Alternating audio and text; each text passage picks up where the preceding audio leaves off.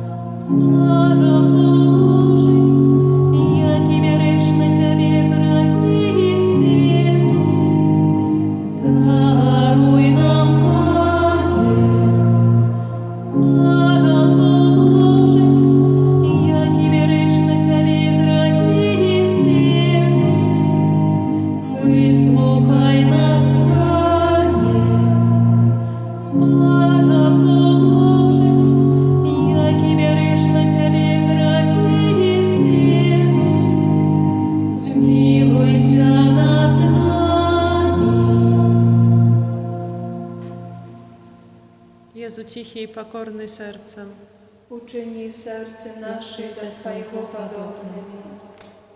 Molim się. Всемогутный вечный Боже, глянь на серце наимилейшего Сына Своего, на хвалу и охвяру, яку Он складає Тобі за нас грешних. Змилуйся над тими, хто просить Твоєї милосердності, і даруй їм у ім'я Сина Своего Єсуса Христа, який з Тобою живе і владарить на віки вічні. Amen. Присвячення роду людського найсвятейшому серцю Єзуса. О Єзу наймилейший Откупитель роду людського, глянь на тих, хто покорно схиляється до подножа Твоєго алтара. Ми Твоя власність і Тобі належить хоче. Сьогодні кожен з нас щиро віддається найсвятейшому серцю Твоєму, каб ще більше з'єднатися з Тобою. Многие зусім не ведают Тебе, многие отвернулись от Тебе, погарджаючи заповедями Твоими. Змилуйся над одними и другими, о Єзу найласкавіший, і притули усіх до святого серця Свого. Благодаром будь нам, о Єзу, не тільки вірникам, які ніколи не відступилися від Тебе, але й синам марнотравним, які Тебе покинули. Допоможи, каплятних очей вернулися яни в батьковський дом і не згинули від нестачі і голоду. Будь благодаром для тих, хто помилково ці праздня згоду одлучився від Тебе. Приведи їх до пристанку правди і единства віри, каб хутко настала одна учарня і один пастир, а дари костел Твой безпечною свободою, дай всім народам супокой згоду. Учини, каб на всій землі, від краю до краю, один узносився голос. Хвала Божому серцю, раз якое прийшло для нас збавлення. Йому хвала і пошана навеки. Амин.